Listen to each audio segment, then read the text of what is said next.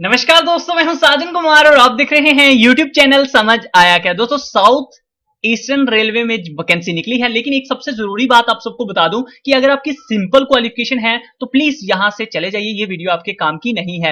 लेकिन अगर आप एक नॉलेज लेना चाहते हैं, किसी और को सजेशन देना चाहते हैं, आपको लगता है मेरी एमबी तो वेस्ट हो ही चुकी है इस वीडियो पे आकर, लेकिन अगर आप एक नॉलेज गेन करना चाहते हैं अपने लिए ताकि ये आगे जाके आप किसी को सजेस्ट कर सकें, आप भी किसी को गाइड कर सकें दोस्तों, तो फिर ये वीडियो आप देखते रहिए।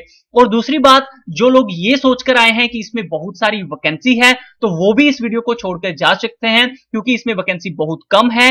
लेकिन एक चीज सबसे जरूरी बता दूं, वो 10,000 में भी खटका है जिसकी किस्मत खराब है, वो एक में भी चमका है जिसकी किस्मत अच्छी है। सो ज्यादा वैकेंसी कम वैकेंसी फर्क नहीं करती, आपकी किस्मत कैसी है, आपका कॉन्फिडेंस लेवल कैसा है, क्या आप अपने आप पे विश्वास करते हैं, वो चीज डिपेंड करती है। तो चलिए मैं आपको इसके बारे में बताता हूं, बाकी जो लोग जाना चाहते हैं छोड़ के जा सकते हैं, मैं किसी का वक्त जाया नहीं करना चाहता।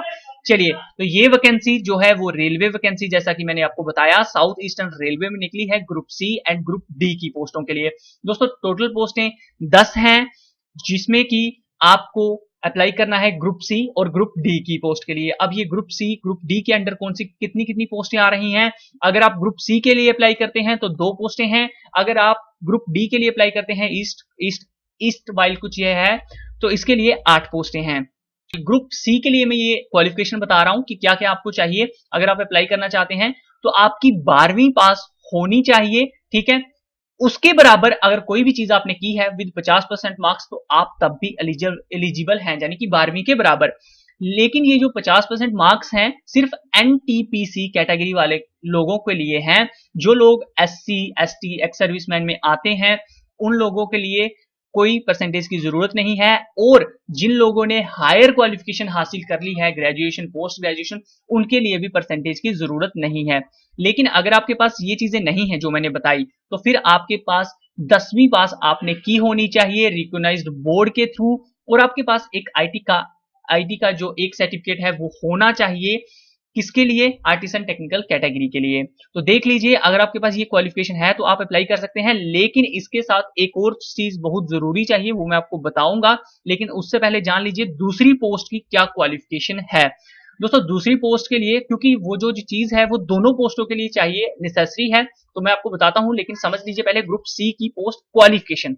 तो दोस्तों, ग्रुप सी के लिए जिसमें 8 पोस्टें हैं, इसमें आपकी 10वीं पास होनी चाहिए एक रिकॉग्नाइज्ड बोर्ड के थ्रू विद अप्रीहेंटिवशिप, जो एक सर्टिफिकेट होता है ग्रांटेड बाय एनसीवीटी के थ्रू, वो भी आपके पास होना चाहिए। अगर आपके पास ये नहीं है तो कोई बात नहीं, आप 10वीं पास होने चाहिए रिकॉग्नाइज्ड बोर्ड के थ्रू, और आईटीआई के लिए आप अपॉइंट होने चाहिए civil engineering, mechanical, electronic and S&T departments के लिए, किसी में भी हैं तो चल जाएगा, ठीक है। इसके साथ एक चीज सबसे जरूरी, वहीं दोबारा से 10th पास और आईटीआई के बराबर जो चीज होती है, 10th आईटीआई या फिर उसके बराबर अगर कोई चीज है, अपॉइंट किया है किसी भी डिपार्टमेंट में आपको, तो तभी आप अप्लाई कर सकेंगे, ठीक है। तो घुमा फिरा के बात वहीं पे आ जाती है कि यानी कि आपकी 10वीं पास होनी चाहिए और आईटीआई के लिए कहीं भी आपको अपॉइंट किया होना चाहिए।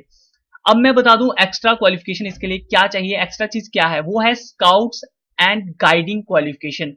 अब ये स्काउट एंड गाइड्स क्या होता है दोस्तों, जैसे एक एनसीसी कोई इंसान करता है वैसे ही ये स्काउट एंड गाइड होता है।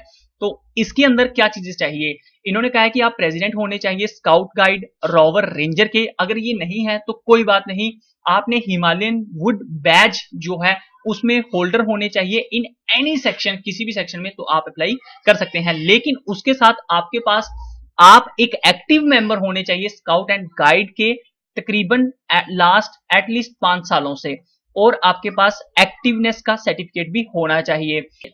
तीसरी चीज इन्होंने कही है कि आपके पास आपने 2 नेशनल लेवल पे इवेंट अटेंड किए होने चाहिए, अगर नहीं किए तो कोई चक्कर नहीं है, कोई बात नहीं है। ऑल इंडिया रेलवे लेवल और 2 इवेंट स्टेट लेवल पे भी अगर आपने किए हैं तो वो भी चल जाएंगे। तो ये थी scouts and guide qualification. Sorry, age limit की बात करें तो अगर आप ग्रुप सी के लिए अप्लाई करना चाहते हैं तो 18 साल से लेकर 28 साल तक आपकी उम्र होनी चाहिए एज ऑन 1/1/2018। रिलैक्सेशन वहीं जो SC ST को 5 साल की, ओबीसी को 3 सालों की। अगर हम ग्रुप डी की बात करें तो दोस्तों 18 साल से लेकर 31 साल एज ऑन 1/1/2018। अगर हम बात करें रिलैक्सेशन की तो फिर से 5 सालों की SC ST को और 3 सालों की OBC कैटेगरी वालों को। बाकी ज्यादा जानकारी के लिए PWD डिसेबिलिटी वालों को जो है वो डाउनलोड करेंगे डिटेल एडवर्टाइजमेंट। दोस्तों फीस की बात करें तो ₹500 आपको फीस पे करनी पड़ेगी। और जो लोग कैटेगरी से बिलोंग करते हैं SC ST ex serviceman PWD women's जो गर्ल्स हैं मिनोरिटी में जो आते हैं इकोनॉमिकली बैकवर्ड क्लासेस में उनके लिए ₹250 फीस रखी गई है। दोस्तों जी जो आपने फीस पे करनी है ये बैंक ड्राफ्ट DD जिसे हम कहते हैं, आपको बैंक में जाना है उनको बोलिएगा मुझे डिमांड ड्राफ्ट कटवाना है, वो पूछेंगे किसके नाम से, तो आपने बताना है ये मैंने एड्रेस दिया है, ये आपको PDF के अंदर भी मिल जाएगा। Bank draft PO should be issued in favour of FA and CAO south eastern railway garden reach 7000 कुछ 43 है, ये पेबल एट GPO कोलकाता। तो इस नाम से आपने DD कटवाना है, इनके अकाउंट में पैसे जाएंगे। अब रही बात इसकी लास्ट डेट की तो 18/10/2017 सिंपल लोगों के लिए जो सिंपल स्टेट से बिलोंग करते हैं, लेकिन जो लोग इस स्टेट में आते हैं northern eastern state Sikkim Jammu and Kashmir Lahaul Spiti district Pangi sub division Chamba district of Himalaya region Himachal Pradesh Andaman and Nicobar island and Lakshadweep से आते हैं, उनके लिए 30/10 रखी गई है, 30/10/2017। दोस्तों एप्लीकेशन आपको कहां पे सेंड करनी है, कौन से एड्रेस पे आपको ये जो डॉक्यूमेंट है सारे अटैच करके फॉर्म फिल करके कहां पे सेंड करना है, ये करना है the assistant personnel officer recruitment railway recruitment cell, ये बुंगलो है number 12A garden reach Kolkata. तो ये देख लीजिए यहाँ पे मैंने पूरा एड्रेस दिया हुआ है। अगर आप ऑफिशियल वेबसाइट पे इस रिक्रूटमेंट को चेक करना चाहते हैं तो ये मैंने लिंक यहाँ पे प्रोवाइड करवाया है। एप्लीकेशन फॉर्म के लिए ये लिंक है और ऑफिशियल नोटिफिकेशन के लिए ये लिंक है। बाकी इसके नीचे कुछ और भी गवर्नमेंट जॉब्स मैंने प्रोवाइड करवाई हैं, आप देख सकते हैं। दोस्तों इस फॉर्म को अगर ये आपको लगता है आप इसके लिए एलिजिबल हैं तो मुझे कमेंट करके जरूर बताइएगा, मैं कैसे अप्लाई करना है मैं पूरी फुल वीडियो आपको बना के बताऊंगा। ओके फ्रेंड्स, समझ आया क्या?